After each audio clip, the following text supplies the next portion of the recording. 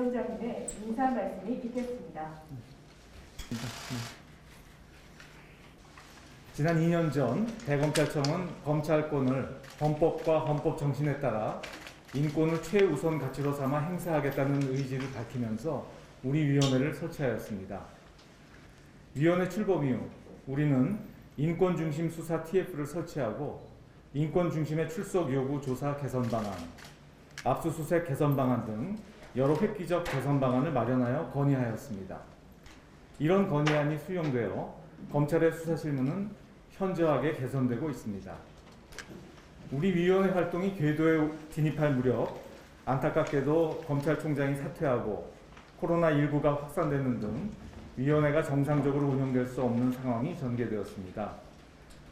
다행히 코로나 확산세가 어느 정도 진정되고 우리 위원회도 새롭게 구성되어 오늘 2기 위원회의 첫 회의를 열 수 있게 되었습니다. 하지만 2기 위원회의 첫 안건이 구체적인 인권보호 방안이 아니라 이른바 검수완박 입법에 대한 논의가 되어버린 작품의 현실에 무거운 마음을 떨칠 수 없습니다. 국가의 수사 권한은 국민의 생명과 재산을 보호하기 위한 필수적인 권한이지만 그 행사 과정에서 오히려 국민의 생명과 재산이 침해될 수도 있는 위험한 권한입니다.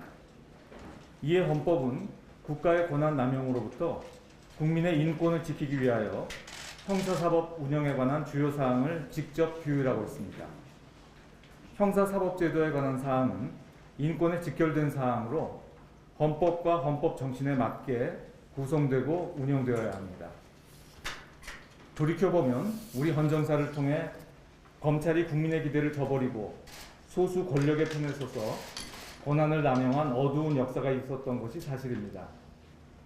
이에 대한 반성으로 지난 수년 동안 검찰의 수사권을 대폭 제한하고 기소 독점주의도 완화하는 입법이 이루어졌습니다. 그런데 이런 제도 개선이 제대로 시행되기도 전에 형사사법의 틀을 완전히 바꾸는 입법이 이해하기 어려운 절차와 속도로 진행되고 있습니다. 우리 위원회는 수사 과정에서 피의자의 인권뿐만 아니라 피해자의 인권을 보호하는 방안에 대해서도 논의하고 건의해 왔습니다.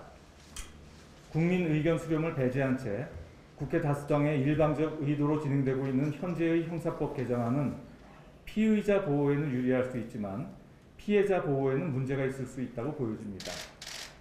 법률안이 수시로 바뀌고 있어 최종적으로 어떤 모습이 될지 알기 어렵지만 인권 중심 수사를 건의해온 우리 위원회가 최근 급박하게 진행되고 있는 검찰제도 개선 방안에 대해 논의하고 의견을 제시하는 것은 의미 있다고 생각합니다.